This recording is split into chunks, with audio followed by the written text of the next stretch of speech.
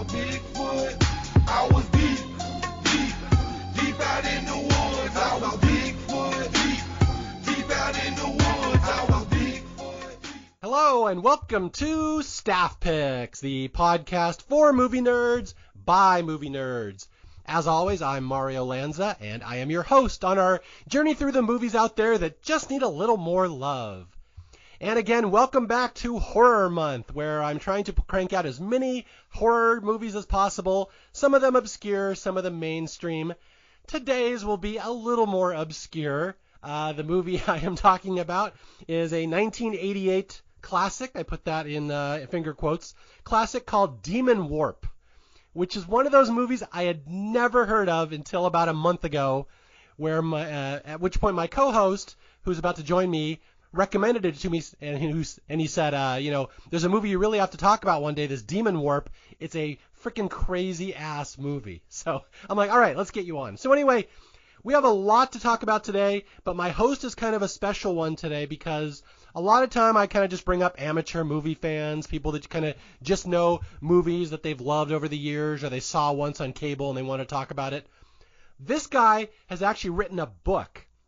And I'm very excited about this because his book is called Bonkers Ass Cinema.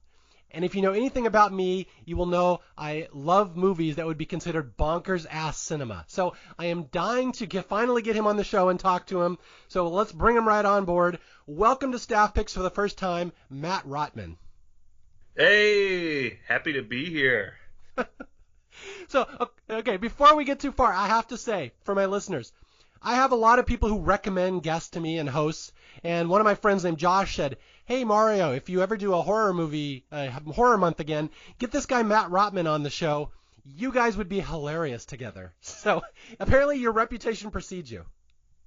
Yeah, hey, well, I'm a hilarious guy. What can you say?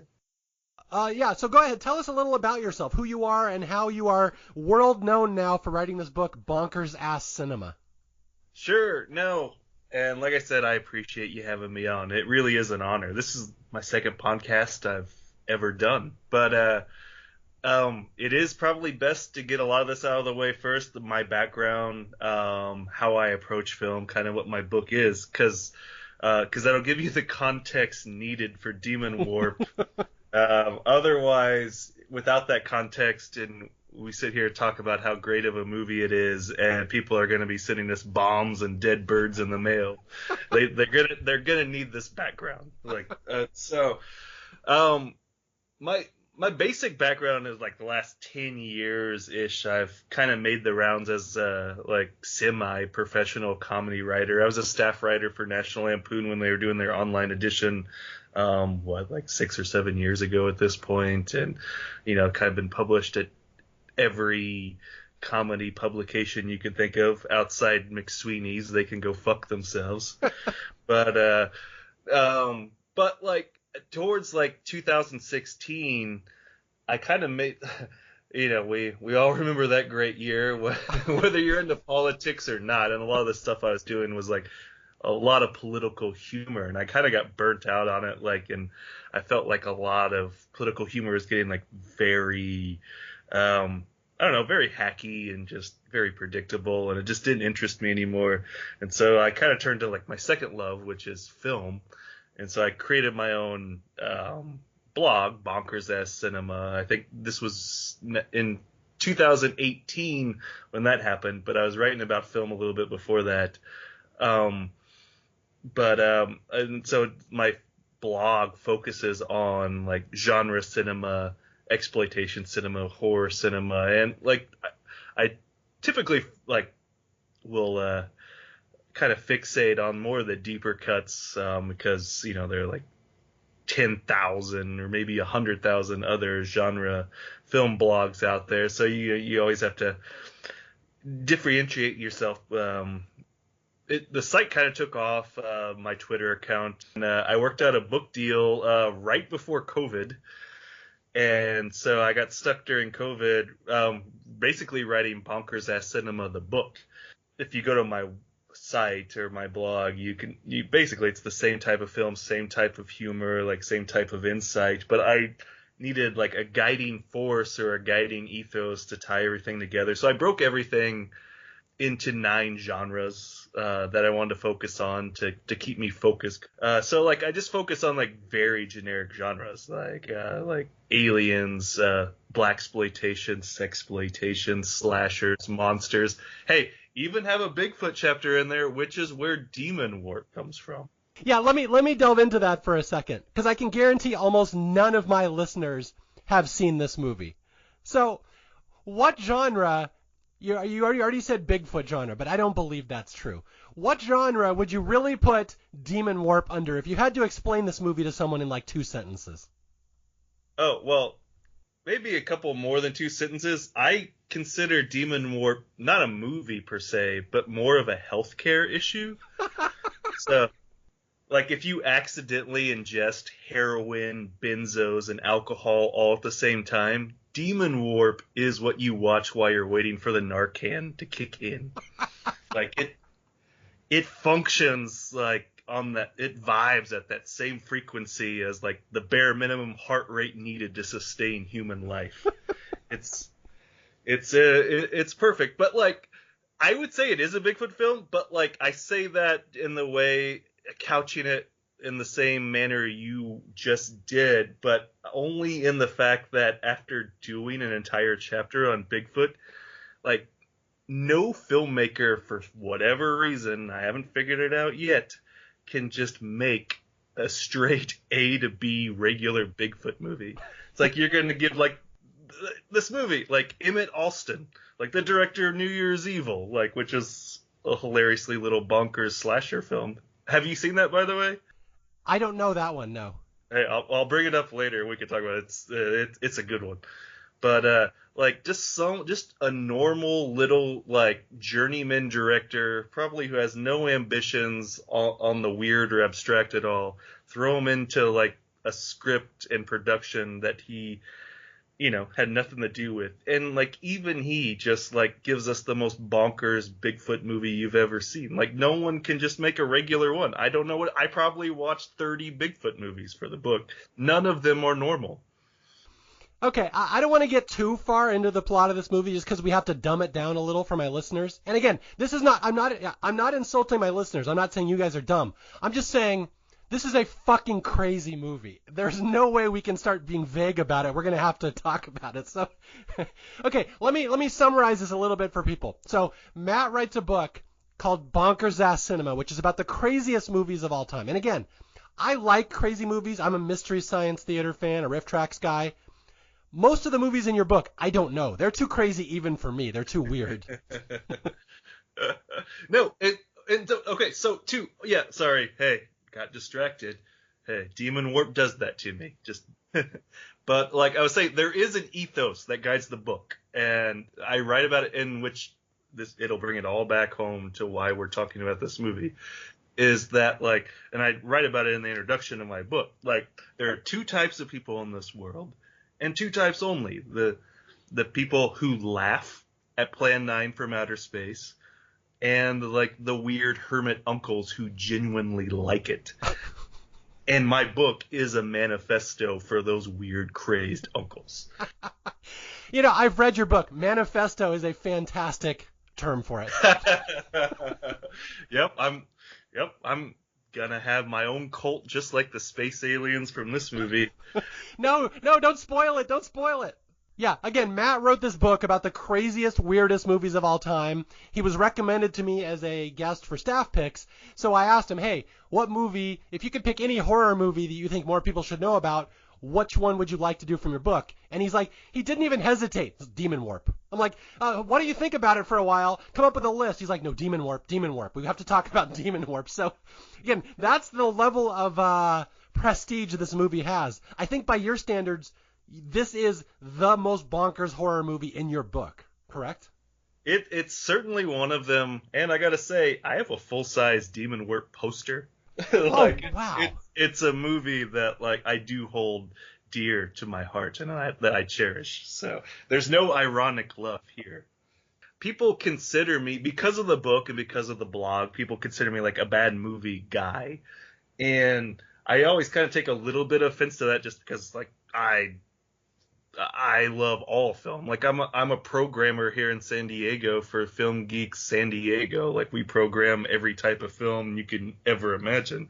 But obviously I always gravitate towards horror, genre, exploitation. I mean, it's just way more interesting to write about. But like that's also in the mode of traditional criticism, like the most denigrated form of cinema there is. And so a lot of like what I wanted to capture in the book and on the blog, and when I talk about films like Demonwarp or other films of its like ilk, it's kind of like to give films like this a new life, because if you do like generation after generation of film criticism of just pounding films like this into the ground, they have a way of disappearing. Mm-hmm. And like if someone tells you something's bad, obviously you're not going to seek it out. But then after a certain while saying something's bad, people stop talking about it. And then if people stop talking about it, obviously people aren't going to watch it either. And so it's kind of a life mission of mine to just raise awareness to films like this. And I don't do ironic viewing. That's just not one of the things that interests me, or the ethos that guides like my book or just my blog or my opinions in general. And I would argue, which we are going to argue about, why Demonwarp is actually a good movie. Oh, you stole my question, because that was the first thing I was going to ask. What I do on Staff Picks is I recommend movies that need more love, that I think should be getting more respect in the world. I have a hard time saying this movie should earn more respect, but at the same time, I really think people should know about it. So, like, is this a good movie? I think you kind of already answered that question a little bit. Is this one you recommend to people that they should know? It is. And I'll say I'll probably see this movie 11 or 12 times, and I would say 9 of those is just me forcing it on unsuspecting victims. Okay. We're gonna delve into this a little more, just because we'll get into it. Hey, we should probably tell them what the hell the movie is. That way we can. That's the thing. I'm not sure I can explain what this movie is, because at the start of this podcast, I was gonna come on and I always have a typical greeting like, "Oh, welcome to Staff Picks, blah blah blah. Here's my guest. Here's why you should respect my guest." But for Demonwarp, I literally have in my notes here. This is the first sentence I wanted to start this episode with. Matt, what the fuck is this movie? In my notes, I wrote like a trailer interlude, just to give you an idea, which is like a group of horny young people venture into the woods for hijinks and a little sexy time. However, after taking refuge in Tommy Jarvis's cabin and against all odds must survive a night against a vicious killer. We're of course talking about the film Demonwarp. Thank you for explaining the first 8 minutes of the movie, and that's about it. Hey, no. Hey, the entire plot of the movie is just George Kennedy just being a real piece of shit. Okay, again, my listeners, they are all newbies. We have to hold their hands to walk them through this plot, because, again, I have seen a lot of movies. That's what I do. I literally host a podcast on obscure movies. I'd never heard of Demonwarp until you brought it up. I had to search for it, and I will tell people it's on YouTube. You can watch it for YouTube. The quality's not great, but it's all there. But again, okay, I will summarize this movie the best that I can. I don't want to hit with the spoilers right away. It's about people in the woods being attacked by Bigfoot, and then about halfway through the movie, the producers run out of money apparently, and they decided it's now a different movie, and now it's about zombies. And then at a certain point, they're like, no, it's not about that. Now it's a movie about aliens. And it's all over the place. It makes no sense. Like, it's literally like they just changed the movie halfway through. Is that a fair way of describing it? It is. So, yeah, so let's start from the beginning. So, like, I personally don't know a lot, because I don't think anyone really does at this point of, like, the production process of this movie. But we know, like, John Carl Buechler, the famed special effects artist, from Troll and, Cellar Dweller and things like that, who went on to direct. This is why he didn't make this movie. He went on to direct Friday the 13th, Part 7, which is, the worst one, if you ask me. Hey, I think Manhattan is better than 7. But again, you know what? I agree with you. I fucking hate 7. Yeah, well, hey, 7 probably could be better if they took out all the gore, so the fun thing that you're watching it for is gone, so you're just left with this, I don't know, someone wanting to do Nightmare on Elm Street. I'm not sure, but so he originally came up with this, and I think wrote a script, is my understanding, if not a script, a full treatment, and he was set to direct, and Jack Palance was set to star in it. Obviously, I think John got pulled away because of Friday the 13th, and so Jack Palance bailed out, and so hey, with that, so did the budget, and so what we're left with is just probably like a hodgepodge of ideas left from the original idea that was supposed to be a much more ambitious film. Now, like, they, like, to their credit, they tried to see through to the best of their abilities, but didn't. But I'll say this. If there's any plot to this movie, I would say, hey, so the movie begins, you open with, like, a Jesuit or Mormon priest just blabbering, praying, talking to himself as he's walking along, and then he sees basically a UFO crash. So the opening scene starts from space with the thing heading down the craft. It's a complete ripoff, and I don't know what it's a ripoff of. It's either The Thing or Predator. It's one of those. Probably The Thing, because Predator came out the same year, I think. I don't remember. Well, I did notice throughout the movie there's little homages to other horror movies. So they clearly are trying to do homages, yeah. There are, yeah. Now, I don't want to spoil this too much. That priest at the beginning of the movie, is that the same priest at the end of the movie? It is. I thought so. Okay. Hey, well, I'll say it is in the way that I think it's supposed to be. Okay. Yeah, so let's before we get too far into the plot with the priest and stuff, we got to talk about this George Kennedy variable, because this is so okay. This is part of the movie. Okay. So I don't know if you guys know George Kennedy, very respected, famous actor from the 70s. Academy Award winner. Academy Award winner. Somehow they talked him into this stinker of a movie. And it's hilarious, the story of how they got him. And I will leave it to Matt, because it's kind of the legend of Demonwarp. How did they get George Kennedy to star in this movie? Sure. I will say during this, esteemed, great actor, George Kennedy, one of my favorites of all time. But during this period of his life, he was doing a lot of B movies, and man, you got to have me back on to do the movie called Uninvited. Have you heard of that? Yeah, I've heard of it. I've never seen it. No. Hey, just a cat monster on a boat where like a little monster comes out of a cat and eats people. Hey, it's really good. But so he was doing a lot of this, I would call it B movie fare, even though I hate the term B movie, but that's what he was doing in the 80s. But so around the same time, obviously this production reached out to him, and he was like, all right, well, if you give me $15,000 and you let my daughter be in it, then yes. So that's how he's in it. And man, the first scene, so after we're treated to this weird ass scene with the Mormon or the Jesuit priest, we just cut straight to a cabin where George Kennedy, not his daughter, but his daughter in the film, are sitting there just playing, Trivial Pursuit or something. And they just portray George Kennedy as the biggest piece of shit on earth. And it's so funny.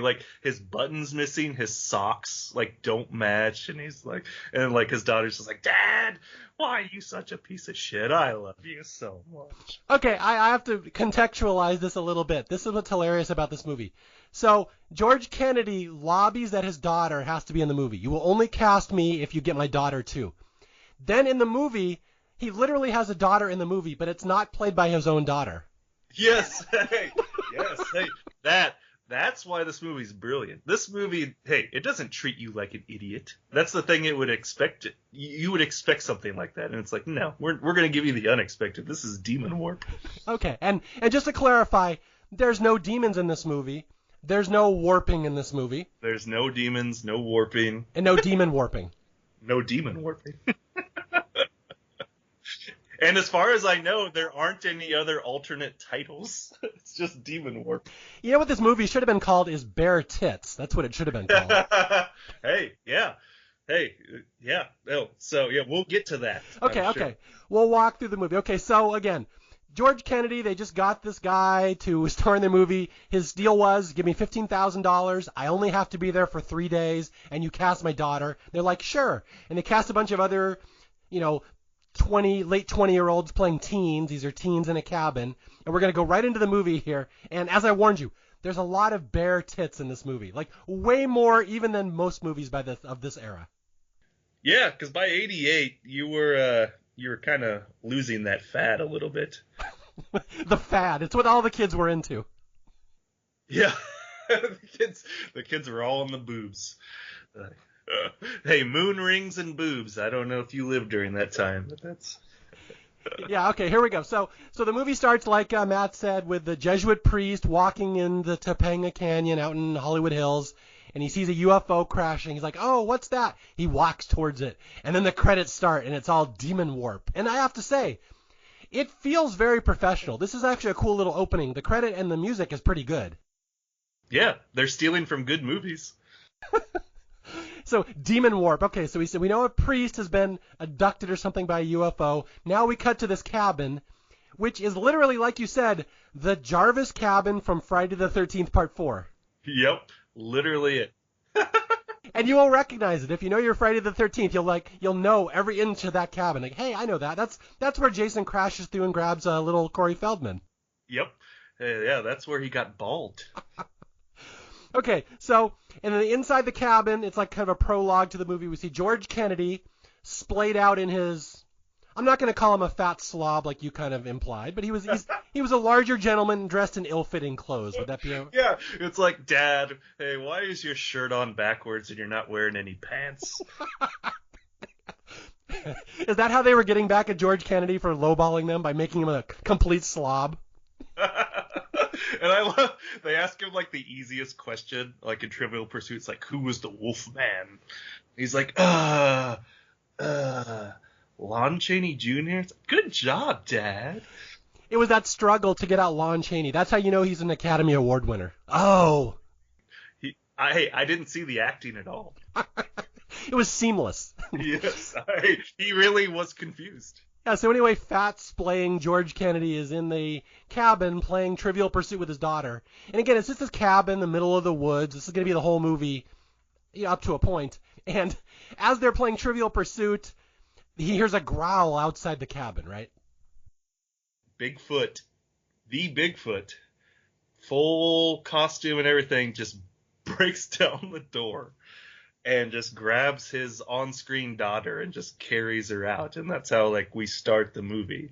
Which, okay, so I'm going to be clear. This is a good thing to point out. Like, because when I was going through and watching, like, a bunch of Bigfoot movies, one after the other, like, old ones, exploitation ones, modern ones, like the even stuff from, like, Sci-Fi Channel and stuff like that.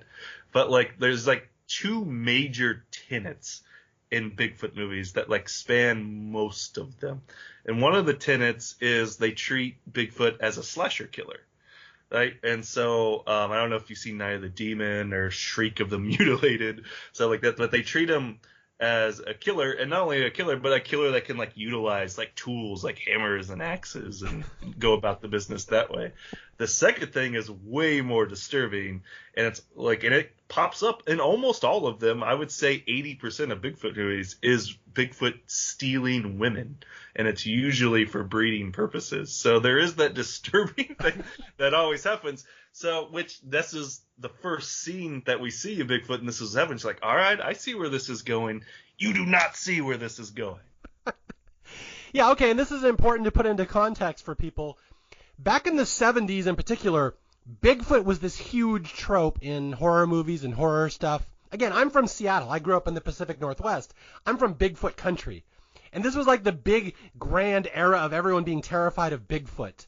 Now, flash forward about 10 years. This movie came out in 88, filmed probably in 86 or 87. People are still scared of Bigfoot. And like you said, they're still making Bigfoot abducting women movies. This is still a trope in 88. Yeah, for sure. It's still a trope now. Like, I watched one from, like, 2017. I watched one from 2021. And it's like in my book. It's called Bigfoot's Bride.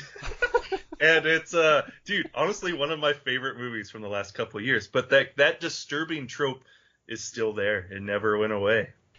And I should point out, I can point this out because I'm from Bigfoot country. I'm from the Northwest. There's never been any documented attack of Bigfoot being aggressive or killing or attacking anybody in real life. Not at all. So this is just a movie thing where Bigfoot abducts women for breeding purposes. Yeah, that or he slashes and kills people. Yeah, and he will do both those things in this movie. Yes. And hey, with a variety of other activities as well. Okay, so we're still in the start of the movie. Bigfoot has crashed into this cabin, knocks George Kennedy aside, which does not look hard considering a small piece of wood falls on George Kennedy and renders him unconscious. Yeah, he's incapacitated. So. Yeah, so then Bigfoot drags out his daughter Julie. She gets abducted, and this is theoretically the plot of the movie. George Kennedy, he wants revenge for Bigfoot stealing his daughter. Yeah, so there's 2 points of conflict, really, and they're both exactly the same, basically. So we set up with that, and then very next scene, we cut to our standard just group of young people driving to a cabin in the woods ready for a weekend of shenanigans. And it turns out, hey, Billy Jacoby, who's the child actor from the 80s, is leading this group, and they think everyone in the group basically thinks they're in for a great weekend, but he hasn't told them that they're going to his uncle's cabin, which none of this has anything to do with George Kennedy. Wait a minute. You said Billy Jacoby is leading them. Is he really leading them? He's the jokester. Wait, is Billy Jacoby the jokester? Okay, I have to paint a picture. This isn't for you. This is for my listeners. So there's 5 teens driving out to a sex party out in the woods in a cabin, theoretically. Like every other horror movie, they're going to be going to the same cabin we just saw broken into in the earlier scene. There's 2 couples, the hot guy and the hot girl. The 2 couples are kind of interchangeable. And then there's Billy Jacoby, who's the jokester. He's Tom in the middle. He's the jokester. And then the other guy, not the leader, but you have the classic asshole guy, too. Yes. Okay. We have Jack the outdoorsman. He's the leader. And I don't even know why I'm bringing up these character names. Nobody's ever going to listen or remember these. Jack, the lead guy, with his girlfriend, Carrie. I love Carrie. We're going to see a lot of Carrie throughout this movie, and I have a fun story about her later. You're going to see a lot of her. And then there's the other buddy, Fred, who's the joker, who's like the asshole, and his girlfriend, Cindy. And then in the middle, we have Tom. And this is one of those movie tropes where 2 hot couples are going off to bang in the woods, and for some reason the guy without the girlfriend is going to go hang out with him and just be the 5th wheel the whole time. Yeah, he's Ashley from is that his name Ashley from Friday the 13th Part 3? Shelley. Shelley. Yes, he's the Shelley. And like you said, this is Billy Jacoby, very famous child actor. In fact, he was a teen actor. Okay, let's see. He was in the Bad News Bears TV show back in the 70s. He's in a bunch of stuff in the early 80s. He's in Parker Lewis Can't Lose at one point in the early 90s. I know he was on Silver Spoons at one point, but he's really the biggest name in the cast, other than, of course, George Kennedy. Yeah, exactly. Hey, yeah. You don't get movies funded by having Billy Jacoby in them. No. Yeah, but yeah, he is the Shelley character. Let's just say that. I think that'll simplify a lot of things for people. Yeah, and he's kind of funny. I really do enjoy Billy Jacoby in this. Yeah, he has a lot of, he brings so much charisma to this movie. So, and I'll talk about charisma later, because there's another character who pops up. So there's 3 people that ultimately show up in this movie. Anytime they're on screen, I think the movie's electric and really fun. And Billy Jacoby is one of them. There's one scene late in the movie where Billy Jacoby, for no reason at all, starts doing a Jack Nicholson impression. Yeah. Okay, so anyway, here's the five teens going out to the sex romp or whatever out in the cabin. And at one point, as they're driving to this cabin, one of the girls, Carrie, says, "Hey, this is that part of the forest where those people were attacked. They were on vacation just like us." So they're aware that people are being attacked out here, yet they're still going to go. And they even mock it, right? They start saying, "Oh yeah, the demon woods, the woods of hell," and they start mocking the reputation. That's my favorite part. It's the demon woods. Okay, yeah, so they finally get to the cabin, and again, this is the cabin that was literally just broken into and a girl was abducted right at the start of the movie. We learn we're now a couple weeks in the future. They get to the cabin, and one of the girls says, quotes poltergeist, right? Yeah, yep, yes. Another movie homage where she says, "We're here." So clever. Okay, so let's talk about their entrance to the cabin, because this is one of my favorite scenes in the movie, because it's such an 80s scene. Yeah, hey, which part? Like, Well, I know Billy Jacoby in particular pulls out his tiny little boombox and starts bopping to the tunes as the girls. That's literally exactly what you picture an 80s horror movie would be like. yeah, hey, like the leader of the group also just pulls out a gun, doesn't he? Just like everyone's just like, what? So, because he's harboring a secret. Oh, yeah, okay. Like you said, there's two plot points of this movie, and they are the exact same because George Kennedy at the start, his daughter was abducted by Bigfoot, and this kid, Jack, who's theoretically out here with his girlfriend, is not out here just to bang his girlfriend. He's harboring a grudge. And what is that grudge? Yeah, the ulterior motive. Hey, apparently Bigfoot kidnapped his uncle. I believe is the plot line. Yes, his Uncle Clem, we will find out.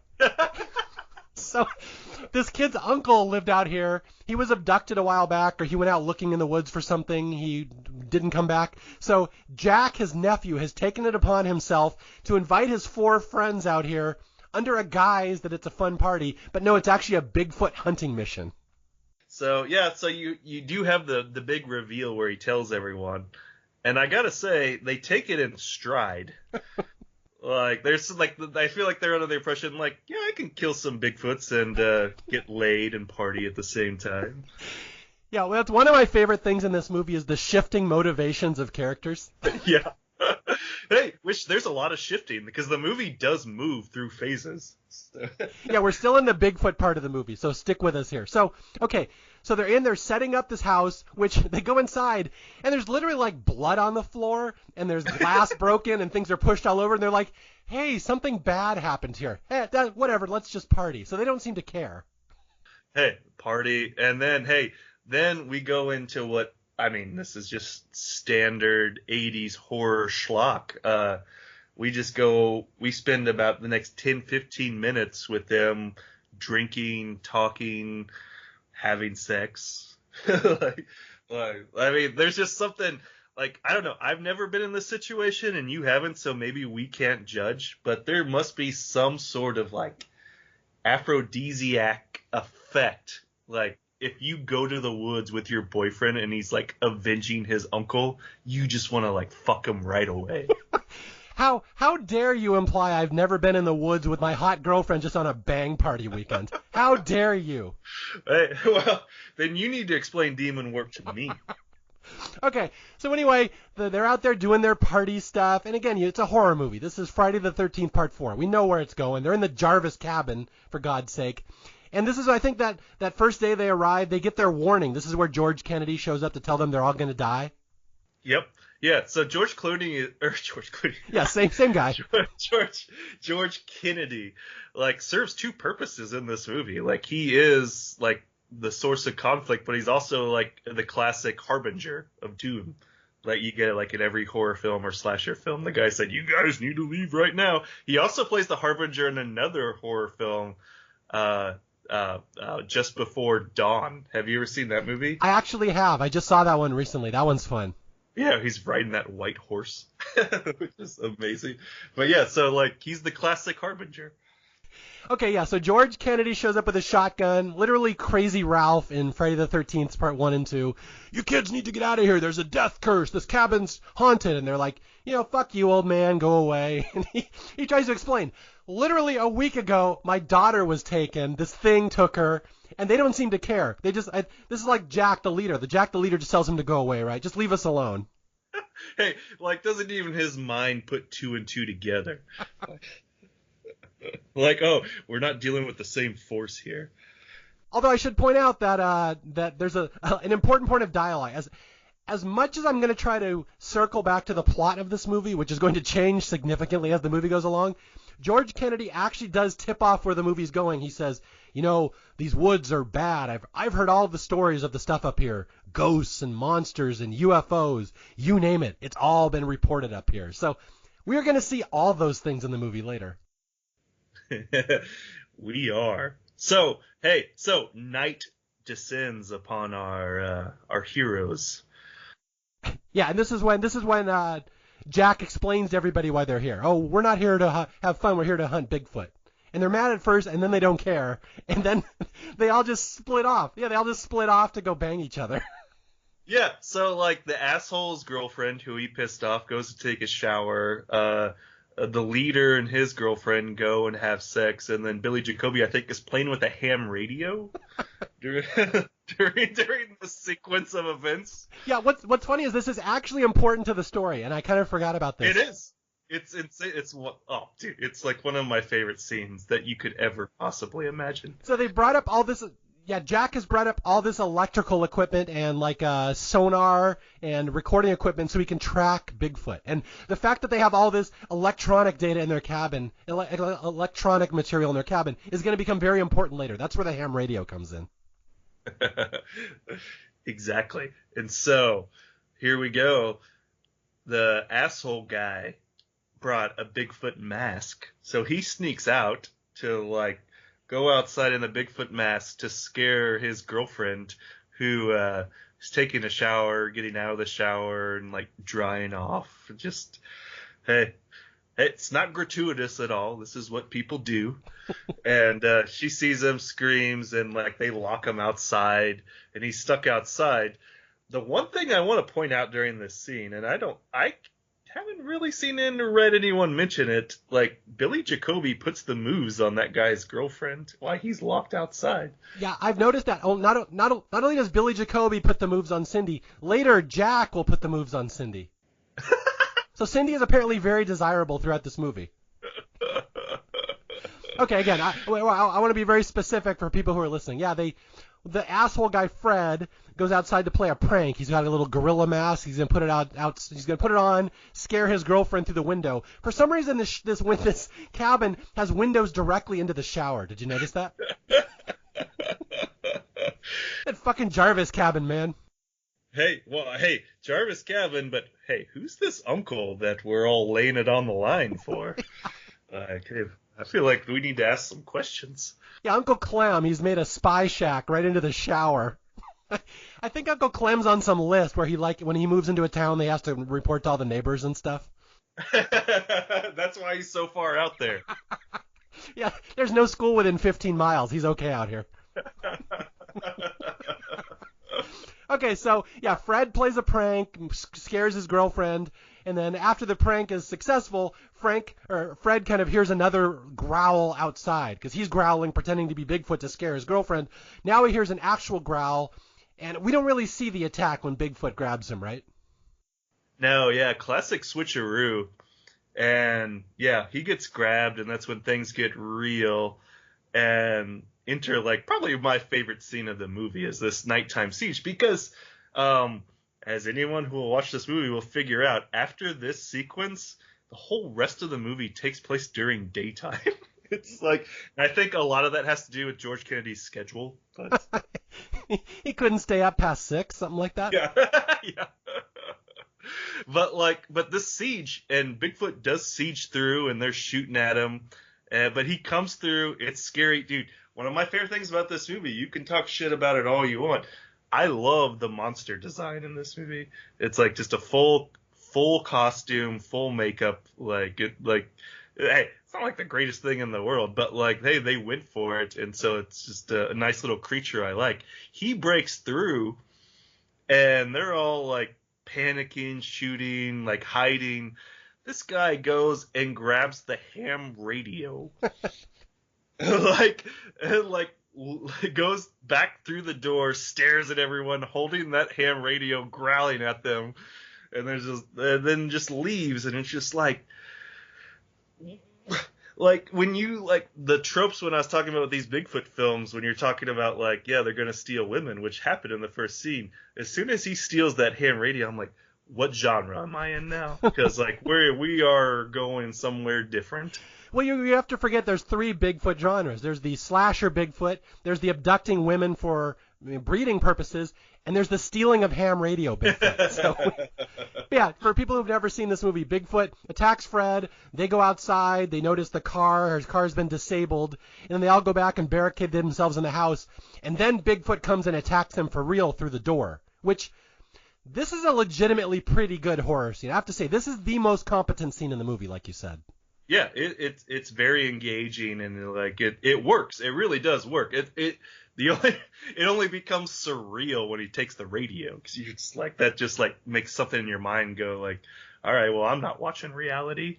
Even though you just like saw Bigfoot like bust in and like fight people, you're just like, I'm okay with that, but this. Not only does Bigfoot fight people, he rips the head or twists the neck of poor Billy Jacoby. So we lose our biggest name star and our comic relief literally like 8 minutes into the movie. He pulls the lady in the start of Psycho. This is our version of Psycho. You lose our big star 8 minutes in. Luckily, George Kennedy still had 2 more days on his contract, so he's gonna show back up. Okay, yeah, we're literally really through the first third of the movie. This movie has 3 parts. Yeah, Act 1. That was Act 1. Yeah, Act 1's about 12 minutes. Act 2 is about 50 grueling slow minutes as they wander Okay, we'll get to that in a sec. Okay, so Bigfoot has come. He's killed Fred. He's killed Tom. He's walked away with their ham radio and their electronics.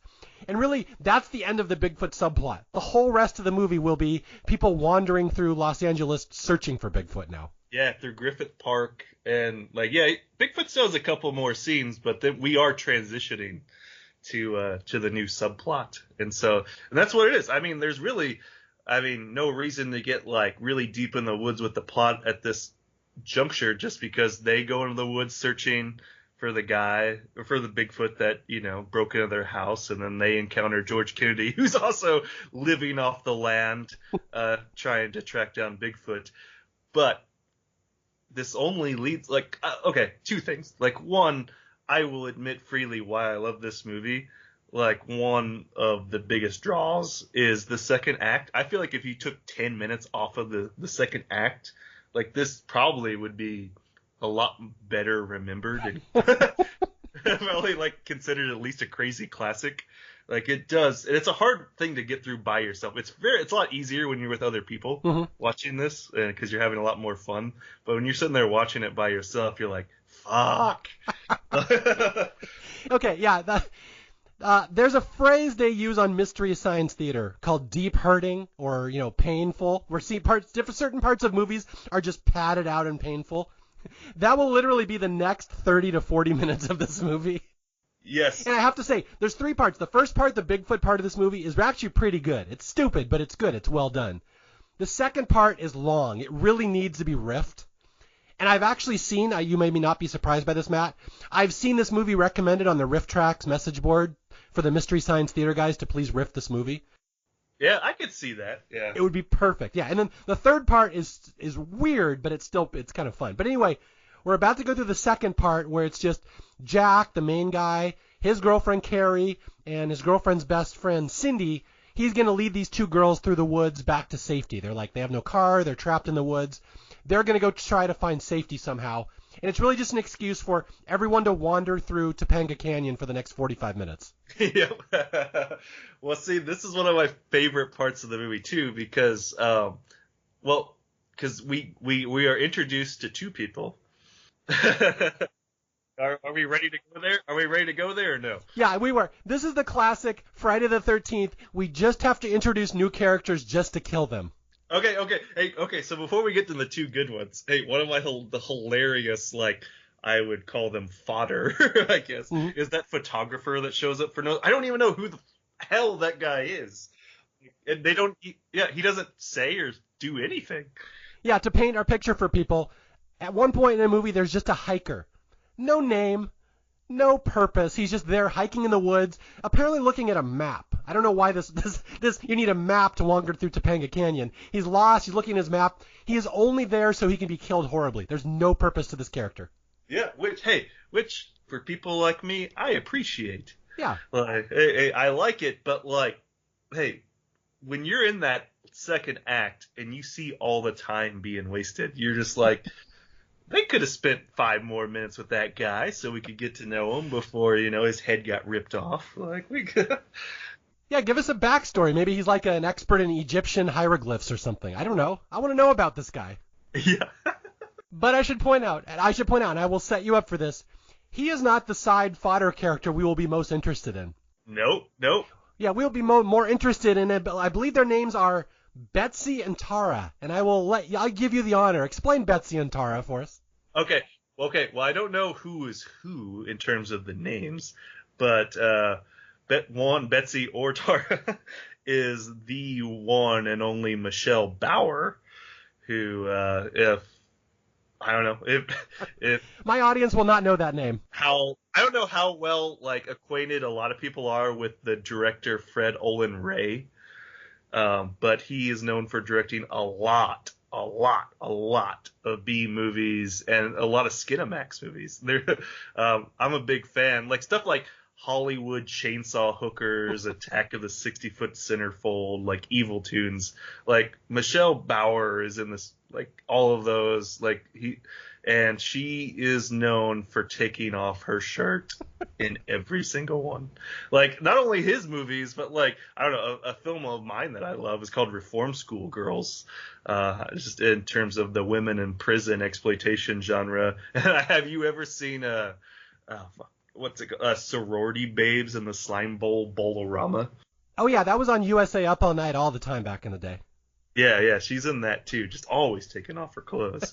And so here, like, she is with her friend, which is actually George Kennedy's daughter. That's right, contractually obligated to appear in the film, George Kennedy's daughter. And we just open on them, and they're just driving through the canyon, and they're looking for, like, this secret, like, marijuana field, this weed garden. And they get there, and of course it's gone, but they're just like, whatever, let's just lay here and get some sun. And so Michelle Bauer's got to take off her shirt. Yeah, this is what I love about this movie. We have a subplot featuring one of the biggest B-movie scream queens of all time, Michelle Bauer's. Although she is not the only scream queen in this movie. I got to point out one of the other actresses in a second. Okay. Yeah, so they're driving around in a Jeep looking for a secret marijuana garden they've heard is out here. They can't find it, and so what does our famous B-movie scream queen do? She's like, well, we're out here in the middle of the woods. Why not just pop our shirts off and sunbathe? And this is Betsy. This is Betsy, not Tara. I should point out, George Kennedy's daughter does not get topless in this movie. She does get topless. No, she doesn't. She's in a bikini. Her head gets ripped off. Oh.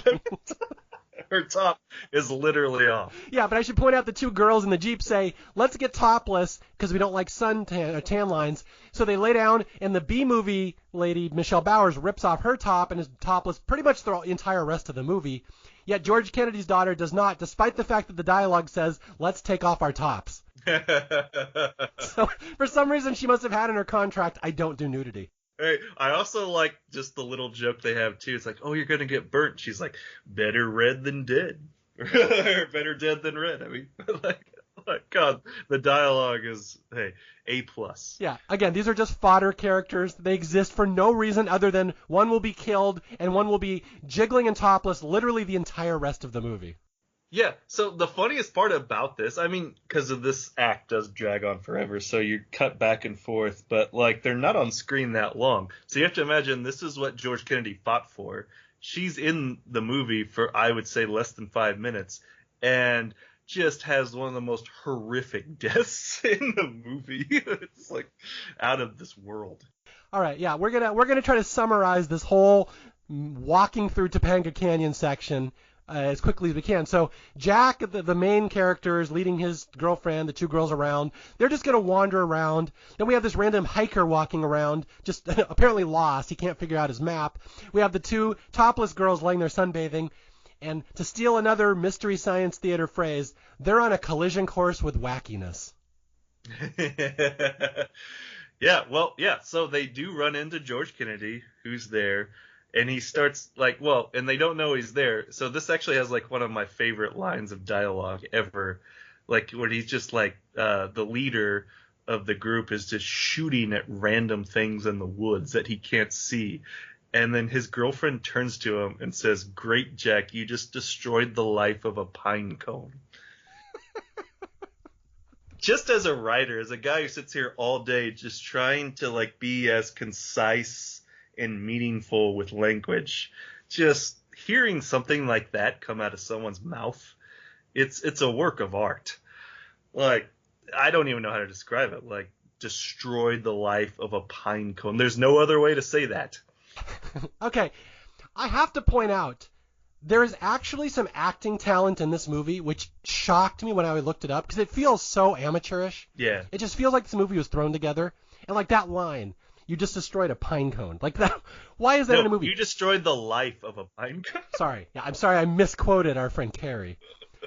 But the actress who says that, she was actually a pretty well-respected actress. But the other actress, the one who plays the friend Cindy, she is actually a working actress who still works today. Her name is Colleen McDermott.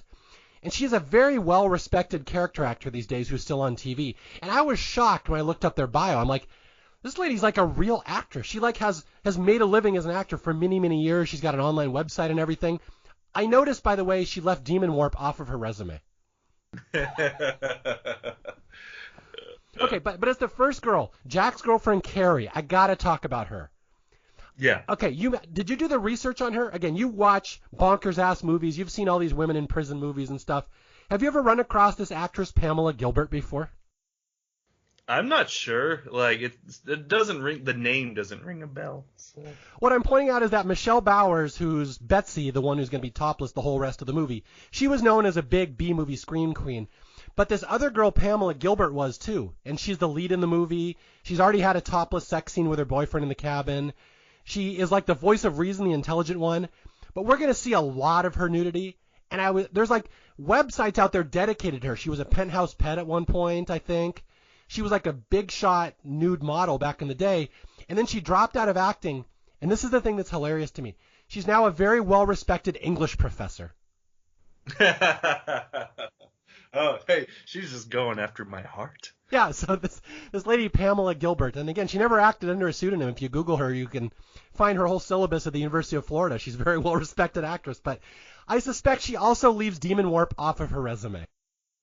Hey, I don't know. Like, that may be a prereq to be a professor in Florida. So yeah, and to be fair, it's possible she used all these B movies and Playboy stuff to pay her college tuition so she could get her master's and stuff. So more power to her. Hey, yeah, mad respect. Yeah, no, I just think it's amusing that she's so well respected as an academic now, yet she's got Demonwarp on her resume, and she's had quite a career as a B movie actress, just along with Michelle Bowers. There's actually two of them in this movie that were known for that. Okay, let's get back to the death. Let's get back to the fun stuff. Yes. Oh, we're out walking in the woods, and the two girls who are laying down sunbathing are about to be attacked by Bigfoot. And this time it's not for mating purposes. This time it's so he can rip her fucking head off. Yeah. I mean, there's no other way to put it. Her head is off.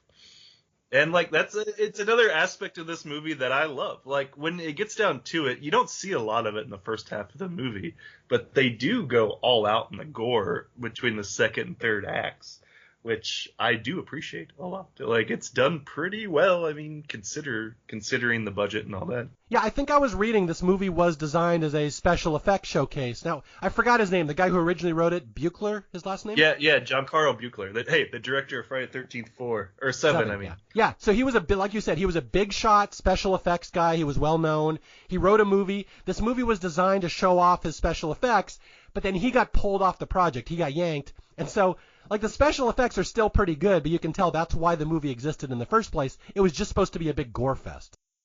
Yes. Yeah. And if we're to take the plot or the story at face value, because again, we don't know how much started out and how much was added or taken away, but if we take it at face value, it's obviously just he wanted to show his creatures too. Mm-hmm. So like a bunch of creature effects, a bunch of gore effects, and honestly, they make do, especially as we get towards the end. But it is like one of those like what could have been. Yes, they were this close from being Citizen Kane. Yeah, oh, my Citizen Kane for sure. Okay, so George Kennedy's daughter, who again contractually obligated to be in the movie, has been attacked by Bigfoot. Her head is ripped off. So much for her film career. That's pretty much over. And then Betsy, the other girl, who's topless, is now running through the woods. She's going to run into the hikers. All sorts of wackiness is going to ensue, although we have to talk about the death of the fodder hiker guy, the camper. Because this might be the most graphic scene in the movie. I can't, his head doesn't get ripped off? No, he doesn't get. Okay, yeah, we stumbles into Bigfoot's cabin again. This is the character we've never seen. We have no idea who he is. He wanders into Bigfoot's hunting ground or whatever, and Bigfoot pushes him down, catches his arm in a bear trap, and then guts him with a stick. He like sticks a stick in his stomach and starts rotating it. Yes. Hey, how did I forget that?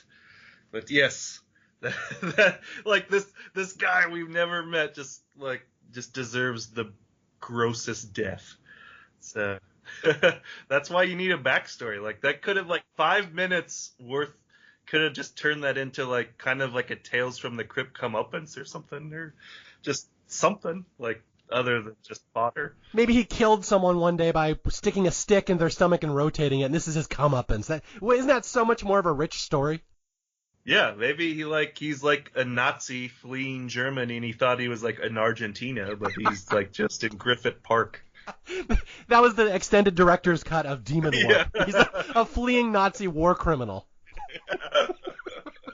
This isn't Buenos Aires. It's the Los Angeles section of Buenos Aires. Hey, that's probably true. Okay, we're about to cross into the next part of the movie. Again, this movie is in sections. It's been a Bigfoot movie. Now it's people wandering through the woods trying to find help. Now all of a sudden, as they're wandering through the woods, somebody sees a zombie. I swear to God, it's about to become a zombie movie. It's literally a zombie movie. This is a movie where I would say, I don't know, it's probably not even worth. We can talk about the plot if you want. It's kind of nonsensical at this point, but this is where the movie kind of and to where I kind of like it is where it's basically an Ed Wood movie. It's Plan 9 from Outer Space. You have kind of alien cult, I don't know, imagery and ideas mixed with zombies and whatever you can throw on screen, and just hey, I really love that shit. Okay, I got to read a quote. I read this on a website dedicated to horror movies, and there was a review of Demonwarp. Hopefully you get this. This references a very famous Saturday Night Live sketch. Are you an SNL guy? Yeah, I am. Yeah. Okay, so hopefully somebody will get this reference. Here's the review of Demonwarp. Says, you ever put Chinese food on top of a pizza and then dunk it into a bowl of chili? Well, this film Taco Towns that concept and throws you a crepe, some Gruyere cheese, a layer of special guacamolito sauce, wraps it in a corn husk filled with pico de gallo, and then layers it all with zombies, a Bigfoot who looks more like a gorilla, and then shoots it all in broad daylight and serves it up in a commemorative tote bag filled with spicy chili. More movies should be this wild. Yeah, did he mean that in a bad way? Yeah, I'm not sure. I'm not sure how you could take that. But... Okay, it was just a joke. But yeah, it was. No, that's awesome. I wish I wrote down which website that came from. I feel bad, but yeah, this is the Taco Town of horror movies, because now it's a zombie movie, and now I think is the scene where they meet George Kennedy out in the woods, and George Kennedy actually attempts to give us some exposition where he starts explaining what he thinks is going on. The electronics, right? He starts, I don't know why they're stealing ham radios. Yeah, well, he understands it's about electronics, but he doesn't know why. So hey, we're about to learn. Yeah, it's just for us, the audience. He's saying these Bigfoots, they're big feet, whatever. However the fuck you pluralize Bigfoot. Hey, you're from Seattle. You should know. Exactly, I should know this. Yeah, this was in our curriculum. But yeah, so George Kennedy says, I don't know what's happening. They're killing people, abducting girls. They're stealing electronic equipment. I don't know. And here comes the big showdown where I think Bigfoot's going to raid George Kennedy's cabin, and he's going to kill him. We're going to lose our star. Yep. And then we do. I mean, you could elaborate a little bit. I don't know. Basically, to sum it up, it's not that exciting. Bigfoot storms into the camp, bashes George Kennedy's head against a rock a couple times, knocks out Jack, and then absconds with the three women. He takes Cindy, Carrie, and Betsy, the topless girl. And this is the end of Act 2, because now it's really just Jack trying to figure out where the girls went, and George Kennedy's dead. Yes, exactly. So this gets us to the final act in a cave. So we follow the zombies to the cave. Do you know which cave that is? I know it's in Griffith Park. Is it Bronson Cave? That is indeed Bronson Cave, and for people who don't know the area, that is the Bat Cave. They used that as the Batman's hidden secret lair back in the 60s TV show. Anybody who's hiked in LA knows Bronson Cave, and this will be the final part of this movie as everything converges in the cave. Yeah, this is where they're able to cheap out a little bit and get us into some exteriors, and so I don't know, how far do you want to go? Are we spoiling the entire movie? Or Oh yeah, we're gonna explain the sucker out to the bitter end here. Okay, I'll set up the final act for you. So Jack has been knocked out by Bigfoot. He gets up the next day. He's like, oh, what happened?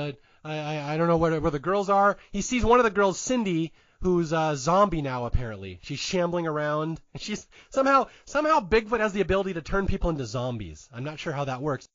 Yeah, and her eye is popped out of her head. So and a pretty good effect. It is. It's a good effect. Half her face is missing, basically. Yeah. So yeah, he follows her into the cave, and anybody who's been in Bronson Cave knows it's very small. There's nothing in there. You only walk into like 5 feet and you're done. No, hey, I've seen Demonwarp, and you're wrong. I apologize for ruining your worldview here. Okay, so we're going to go to the cave, and this is where this movie is going to go batshit fucking insane. Yes. Because nothing that's happened up to this point has anything to do with what's going to happen from now on. Yeah, nothing prepares you for it. I don't even mean in terms of bonkersness. I just mean like nothing in the story has led you to believe what you're going to see is going to happen. Nothing set it up. Basic script writing fundamentals of setup and payoff. Hey, none of that here. Yeah, just a suggestion. Yeah. So he gets into the cave, and so the first thing I believe he finds is his uncle. Yeah, he sees a Bigfoot. Jack shoots it, and when the Bigfoot dies, it morphs into an old man, and it's his Uncle Clem. who still has some sentience, I guess, and is able to talk to him for a few beats, which is really funny. But I was just thinking, the plural of Bigfoot, maybe it's attorneys general. It's Big's foot. If only we had a famed English professor in this movie that could explain this to us. No, what you need is you need to just delete everything we've recorded. Go get it a Bigfoot expert and make them watch this movie. They're like, oh, is this the Bigfoot slasher movie or is this the Bigfoot abduction? And I'm like, no, it's the Bigfoot stealing ham radios. I don't think this movie is scientifically accurate. There's a great Mystery Science Theater line. There are certain flaws in this movie. Anyway, yeah, so Jack goes into the Bronson Cave. He shoots the first Bigfoot he sees. Apparently, there's a lot of big feet, by the way, or whatever the plural is. Big's foot. Yeah, and so his uncle, so the Bigfoot dies. It becomes his uncle, who, remember, Jack has been searching for his uncle this whole movie, and George Kennedy has been searching for his daughter. We kind of forgot about that because we've just seen boobs running around. Yeah. God damn those boobs. So Uncle Clem, the guy who Jack has been searching for this whole movie, says, oh, Jack, I'm sorry. I didn't want to. They made me. They changed me. And Jack's like, Uncle Clem, why were you Bigfoot? And Uncle Clem's like, please build a cabin in the woods with a window view right into the shower. Just be as pervy as possible when you build a cabin, Jack. Hey, you ever heard of a fucking peephole? You don't need a window. You don't need to call in a glazing crew. Just set up your little porn hideout. Your little spank shack needs a glazer. Yeah. So Jack says, oh, well, that was my Uncle Clem. I guess I found him. Doesn't seem to faze him at all. Now he's just going to go search the cave. And when he finds all the electronic equipment that's been stolen from all the area. Hey, there is so much electronic equipment. I mean, first of all, just set the scene. There are zombies everywhere, and they're walking about. They're ignoring our hero as he's walking through there because they're so focused on their electronic equipment. But there is so much. It's they've I mean, this is the days of Radio Shack. It really is they just they just raided 2 Radio Shacks and dumped it all in Bronson Cave, and you just have these, and it's radio, so I can't mime it for you, but they're sitting there just holding electronics up to their head as if trying to figure it out. And you're like, what the fuck are these people doing? Yeah, okay, to summarize this for people, the plot of this movie is thus: that Bigfoot and his Bigfoot clones have been wandering the hills of Los Angeles for a century, we find out, 100 years, abducting women and collecting electronics equipment. And I don't know how they got this much electronic equipment out of, out of that area. Like, did fucking NASA have a cabin out there that I was unaware of? Yeah. Yeah, that's just funny. Like, just like the Griffith Park, like Verizon store, I guess. Yes. So this whole movie, which started as a Bigfoot attacking people movie, is now a bunch of zombies in a cave building or like collecting electronics equipment, because we find out in a minute they're rebuilding a spaceship that we were unaware was part of this movie until right now. Yeah. And so we see the spaceship introduced for the first time, and who comes out of it? Billy Jacoby, fully alive, I guess. Yeah, so the two guys that died earlier in the movie, Fred and Tom, and I fucking hate that I know their names, but I do. Fred and Tom. I'm glad you do, because I have no idea. Yeah, and you're the guy who wrote the book about this movie, so. I put this movie on the map. So, yeah, the guys who died earlier in the movie are still alive, apparently, even though we saw Billy Jacoby get his head snapped. But anyway, yeah, so they're there, and they start giving all the exposition. And I will try to sum this up as succinctly as I can, that Fred, who the prankster, who's still in his monkey mask, by the way, he never took his monkey mask off, says, there's this priest, he has Carrie inside, he wants her and this other girl. And Jack's like, why? What does he want them for? I don't know. And I'm wondering, who told Fred this? How does Fred know all this information about the alien in there? They didn't even take his mask off. They gave Billy a new head. Yes. Yeah, so Billy comes, and so Tom comes out, and this is where he starts explaining stuff. Hey, Jack, glad you make it. He goes, I was dead, and now I'm not, and now you're here. And he goes into this inexplicable Jack Nicholson impression that doesn't need to be there, where he says, you know what? I might be dead, but I feel beautiful, man.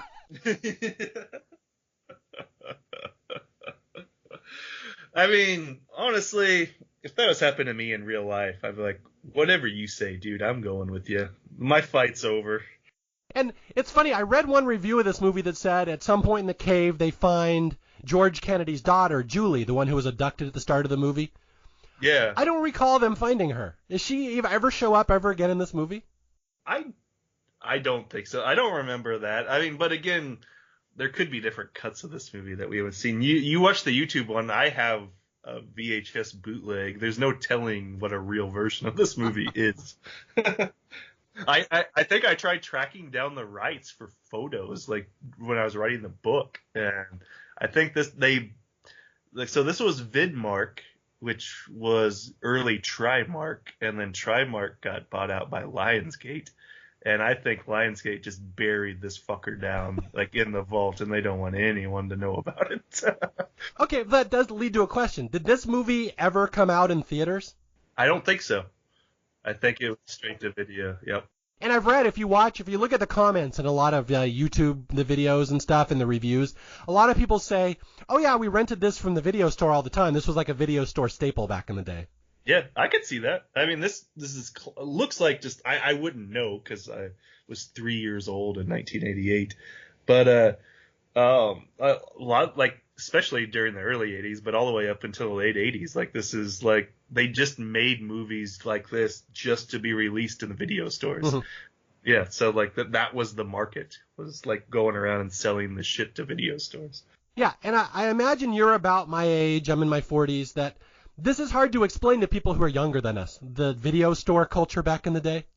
Yep, exactly. It's kind of hard to it's honestly hard to describe the slasher cycle of the early 80s without introducing the economy of the video store. Mm-hmm.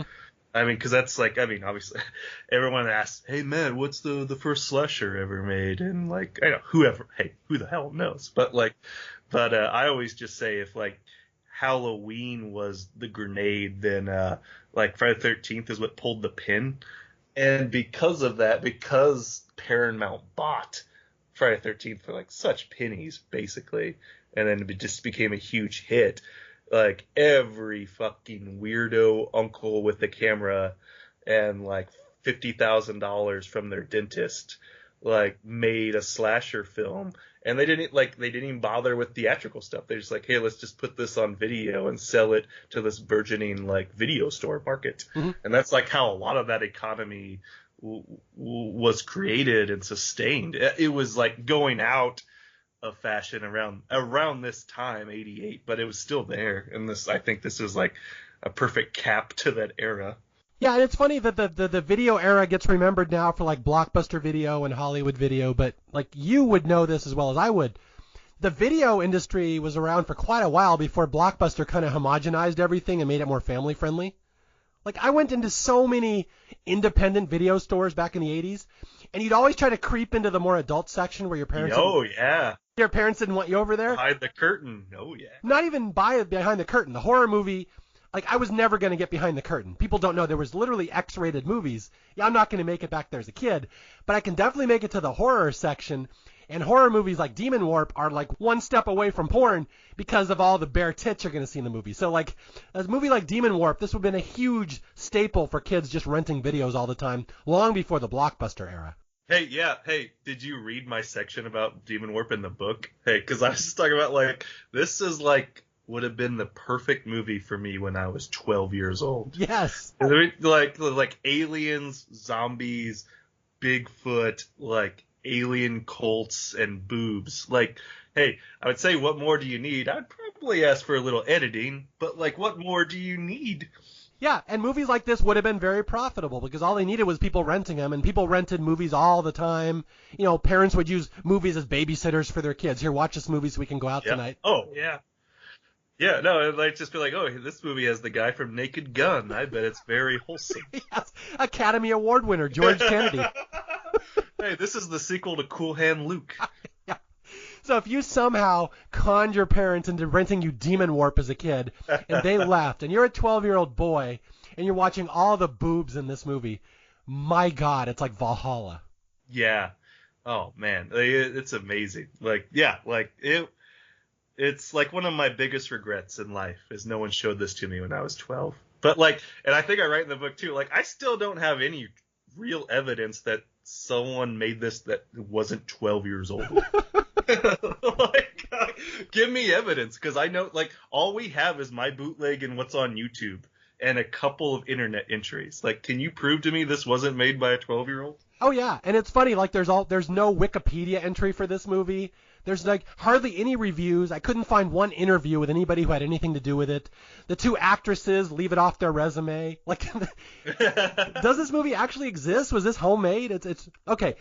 I don't want to cut this too short, but we're at the end of the movie here, and we're not even to the most bizarre part of this movie yet. Yeah. So yeah, if we want to get into it, so he eventually dispatches Billy Jacoby. Our hero goes into the alien ship.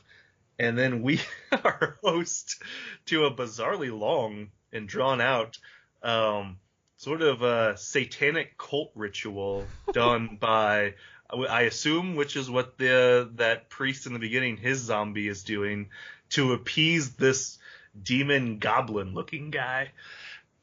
Let me paint this picture for people who have never seen this movie, which again, I am assuming is all of you. So there's a sacrificial table in the middle of a room inside a spaceship. There's an alien off to the right who is dripping with snot, apparently, and he's got like a scorpion's tail or something. Yeah, he kind of reminds me of the baby from that dinosaur show. The baby in the high chair, but just like a little bit more ghoulish looking. So that's our alien. That's the bad guy in the movie. Then there's a priest who I think is the priest from the start of the movie who was somehow turned into a zombie. He has set up a little sacrificial table where he has the girls, all the girls that have been abducted in the movie. I think at this point we just have Betsy and Carrie. One by one, they will be placed on a table, topless, of course, because we have to have much more boobage coming on the last 10 minutes of this movie. And then he will stab them. He will rip their hearts out. He will pray to the god Azdrath. Yeah, Azrath is Lord. Azrath is Lord. Yeah, and then when he kills the girls, he will reach between their bare tits, pull out their heart, feed it to the snot zombie alien, and that somehow satiates him. Yeah, and they're like, and we're also building your ship. So somehow this is the fourth iteration of Bigfoot movies, the one with the alien. Karl Marx hadn't been introduced to the zombies yet at this point. They're still working for that guy. Yeah, the end of this movie is insane. Okay, so Jack gets beaten up by the zombies. They somehow attack him, and you think they kill him, but they don't. They just like inconvenience him for a while, which I love. Like, we're just gonna make you late for something. Yeah, exactly. No, and like this is like, I love this. Like, one of my favorite genres, like, is like just like occult and like satanic exploitation.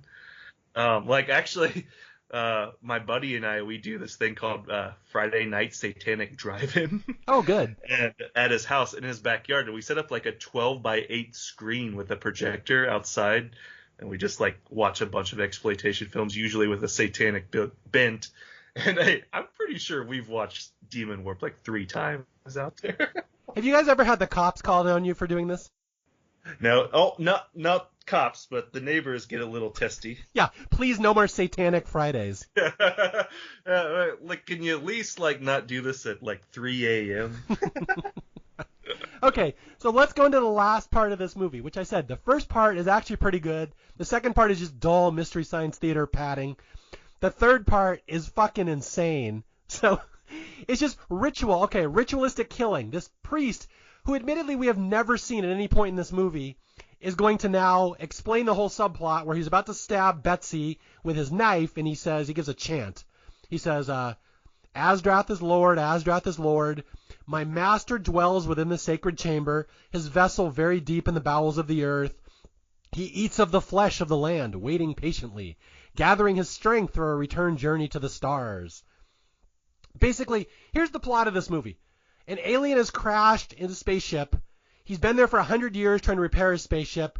He only does this by sending Bigfoot out into the woods to grab electrical parts from cabins to rebuild his spaceship. In the meantime, he's turning people into zombies and turning people into Bigfoot and sacrificing topless girls. Did I miss anything there? You didn't. No. Like, that.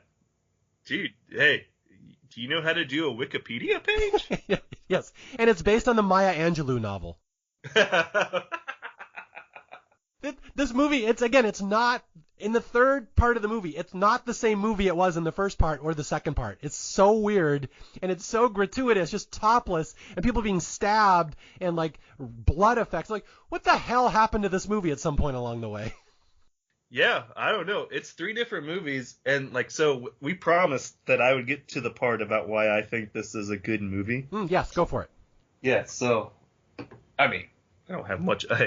Not like I'm in a courtroom here and I'm trying to convince a jury, but like one of like my biggest things, like I said in the beginning, like I don't do ironic viewing, and one of the things that why I take the time and attention to focus on films like this and just films of this ilk is that obviously because they've been so denigrated, and they're just not approached in a way that suits them. So like the mode of traditional criticism, like there's no way to like be a traditional film critic and tackle a movie like this. Like, what are you going to be like? Like, well, the second act drags and like the like what are you going to say? Like, there's nothing you're really going to say other than it's bad and you're going to tell people not to watch it. So the way I've always approached things is like within the context of the genre itself, the time period, and within the scope of the filmmakers' like filmographies. And so when you start like tackling films like this into a like more narrowly and more contained, I mean, their features are a little bit more exaggerated, a little bit more palatable. And what I appreciate about Demonwarp, which drives a lot of my passion for a lot of these low budget ventures, is it punches way above its weight class. Like, it does. Like, it's a huge. You got 3 huge movies in this small movie. Like, you can say it's crap, but you got 3 movies.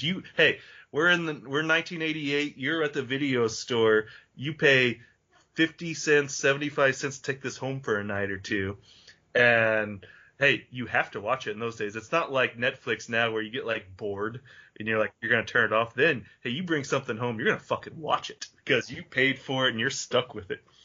And you are stuck with 3 different films. You got your Cabin in the Woods slasher films. You got your boring Deliverance film. You got, and then like this crazy ass ending with aliens and a satanic cult subplot. Like you got 3 different films. So it's like, it's invigorating to like just see people with no resources just aim for the fences.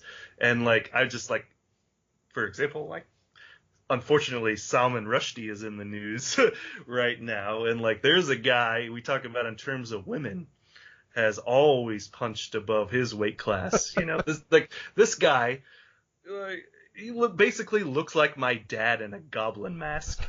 And he was married to Padma Lakshmi. Like, Demonwarp is the Salman Rushdie of Bigfoot films. Wait, you just compared Demonwarp to Salman Rushdie. That's got to be the greatest moment in Staff Picks history. Yes, that's what I'm doing. Yep. It's there. It's a first. Yeah, and the movie has George Kennedy, Oscar-winning George Kennedy. Hey, and Portrait of Muhammad. Yes. And I should point out, I think I saw at least 16 different boobs in this movie. Really? Okay, we're doing a boob count like Joe Bob? I don't want to, well, admittedly, a lot of them are the same ones repeatedly, but there are... Hey, that counts. Okay. That counts. And one of them, yeah, and some of the most prominent boobs are by acclaimed English professor at the University of Florida, who, I'm not going to say her name, I feel bad if she ever hears this, but like, man, I cannot believe she has this on her resume. Okay. So the end of the movie is Jack goes in there and he punches out the priest, and he stabs him. It's a really nasty little death scene. He stabs him in the back. And he says some catchphrase, but because of the quality of YouTube, I cannot understand what his catchphrase is. Oh, man, I don't know off the top of my head. Yeah, it's like... Remember back in the day in 88 when everyone was saying... Yeah. So anyway, yeah, Jack kills the priest, kills the alien, shoots the alien, and then escapes with his girlfriend Carrie, and they run outside, and he has her put some clothes on so she's not topless for once. And then the whole cave blows up with dynamite, and he saves the day. Yeah, hey, so that is the one setup and payoff that they do, because like George Kennedy had dynamite. And so I think that's where the dynamite gets introduced. So, hey, brilliant. Like, brilliant. Absolutely brilliant. And hey, the catchphrase is probably something like, you know, like, hasta la vista, Adrath. It probably was. I just wish I had a cleaner copy where I could understand his badass catchphrase. I love this movie so much, though, and I'm dead serious when I say, man, if I would start a Blu-ray label just to release this movie, like whatever I have in my savings, like I'll put it into this. Like, I'll get divorced, like whatever. You're going all in. All the chips are in on Demonwarp. Yep. I think this is how Nicolas Cage lost his fiancée in Honeymoon in Vegas. So anyway, there's one great moment at the end of the movie. Actually, 3 I got to talk about. So Jack and Carrie are running out of the cave at the end, and they see Carrie's best friend, Cindy, who is now a zombie. And Jack says, we got to go. We got to get out of here. And Carrie says, we can't leave Cindy. She's my friend. And Jack says, she's a zombie. We got to leave her. She's worthless to us. And Carrie's like, no, please take her. So what does Jack do? He fucking shoots Cindy in the head. He kills the zombie, and Carrie's like, oh, okay, I'm fine with that now. You killed her, so it's okay. It's like, Carrie doesn't seem to mind that her best friend was just winged with a bullet 2 feet in front of her. Hey, you harden when you've been through a lot. Okay, and now let's talk about the endings of this movie, because I have to point out, this movie has the gall to think it deserves 2 twist endings. Oh, dude, yes, I forgot. Hey, dude, I forgot. So yes, let's go for it. This movie, again, has the gall to think it has earned the mysterious twist ending. Okay, the first one is basically, I'm going to call this the phantasm ending, where they wake up in bed together. Yeah, go for it. Explain this one. Oh, like so how are we breaking this up? So is it when he just wakes up the first time? Yeah, he wakes up the first time after the cave is blown up, and he's with his girlfriend Carrie. Yep, and it's all just a dream, right? Well, yeah, they're just laying there, and they're like, "Oh, I can't believe all that happened, and it was so scary, and all my friends, I keep thinking of, what is it, Fred and Tom and Cindy." I noticed he left out his Uncle Clem. I guess he doesn't remember his Uncle Clem. Yeah, you also haven't set up like the way this bedroom looks. So it's basically, if anyone's ever seen Lucio Fulci's, was it Woman in a Lizard Skin? Mm-hmm. Like, it's just, there's a very surreal scene in the very beginning where it's just a bed and a woman, kind of masturbating on it in the dark like that. It's like almost a scene for scene rip of like the set of what you're going to see. So it's just a bed. It looks like a regular bed and everything is just dark. So completely normal setting here. So it's almost like it was not filmed at all, completely as an afterthought. Yeah, to me it feels like the ending of Phantasm. It's set up exactly. But yeah, like you said, the other movie as well. But yeah, it's like they wake up, they're talking about it, and they're like, well, tomorrow, we'll get back to normal, we'll go to my sister's, we'll have a picnic. And as they're saying this, their bed is attacked by zombies and the alien, who are all back to life. So that's one fake ending, the twist ending. And then after that, Jack wakes up gasping again, and now the second ending is where Cindy, or Carrie, his girlfriend, is a zombie herself. Yeah, so it's the same ending done twice. We're going to fool you by doing the same thing twice. You'll never see it coming. It fooled me. Hey, it scared me, like, just you talking about it just now, and I've seen the movie 10 times. So he wakes up, and now Carrie's a zombie, and Carrie drags her hands across his chest like she's going to eat him. And that's the second fake ending. And now we get the third fake ending where he just wakes up and gasps as if it was all a dream. Wait, is that for real? I don't even know if that's in the version I have. That's on the YouTube version. Oh, wow. Because, I've seen that, but I just haven't seen that version in a while. Like, I don't know if that version's in the bootleg I have or not. I'll have to go back and double check. But that's crazy. Yeah, and then the movie again has the gall to think it can pull off 2 or 3 fake twist endings and then just go right to credits. And like, fuck you, movie. Come on, you can't do that. Just the idea that anyone had the gall to make another movie after this movie came out is crazy to me. You mean this basically topped cinema? You could not have any cinema higher than this, so all cinema should have ended with Demonwarp. Yes. Okay. Yeah. This is postmodern, post-structuralist. Demonwarp destroyed all of reality. Like, we're here now. Like, think about it. Like, have they released one good movie since 1988? Yeah, that's a good point. Yeah, I know Tom Hanks' whole career, it was just a dream. It never happened. Demonwarp, we're all kind of stopped with Demonwarp. And I know Titanic never happened. So, yeah. And I should point out once again, Demonwarp features no demons, no warping, and no demon warping. Yeah. The only thing I would argue that we lose because cinema continued was Terminator 2.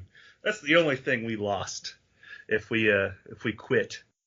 So if we just end the timeline of the world in general in 1988, not even just cinema. I mean, oh man. Then you got no 9/11, you got no COVID. It's actually a better time. Hey, the Berlin Wall doesn't come down. Okay, that's true. Yeah, Communism lives forever.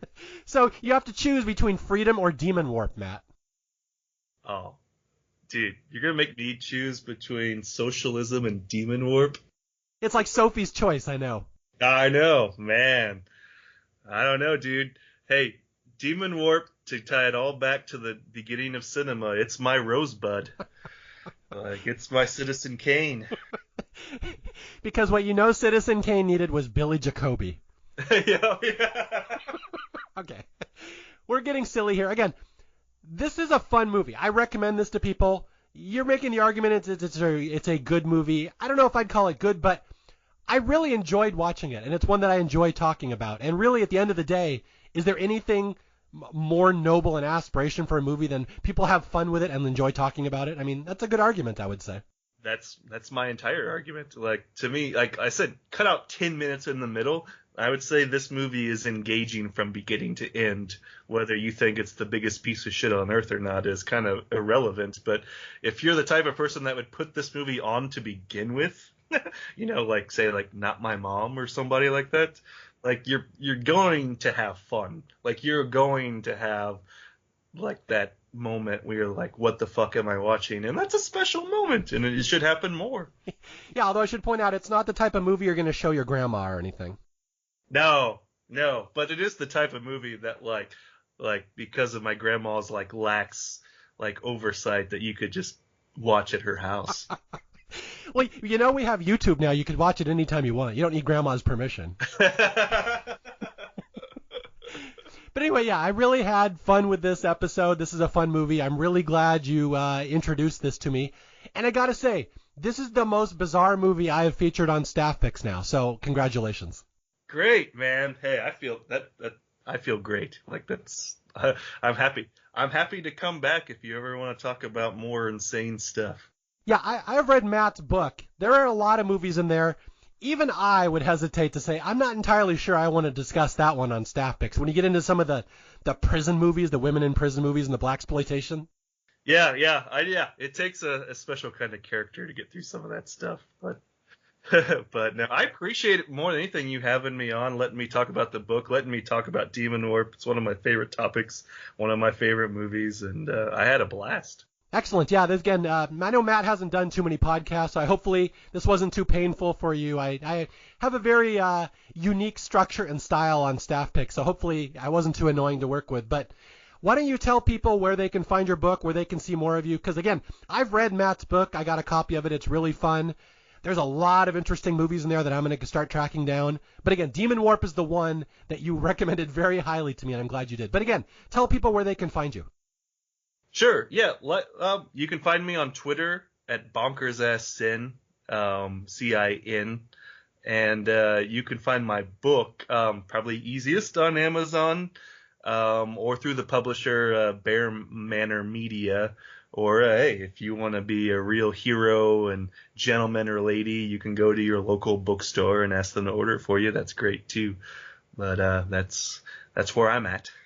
Okay, and just before we sign off, I was thinking of the most bizarre movie I've done on Staff Picks prior to Demonwarp. And the two that I came up with is one is called Who Can Kill a Child, which I know you've never seen, right? Never seen, never heard of. Yeah, that one's fun. It's a Mexican or a Spanish horror movie set on an island. But that is not the most bizarre movie I've done prior to this. The most bizarre was one called Fortress. Do you know Fortress? Yeah, I know Fortress. Yeah. Did you give that one the bonkers ass cinema thumbs up seal of approval?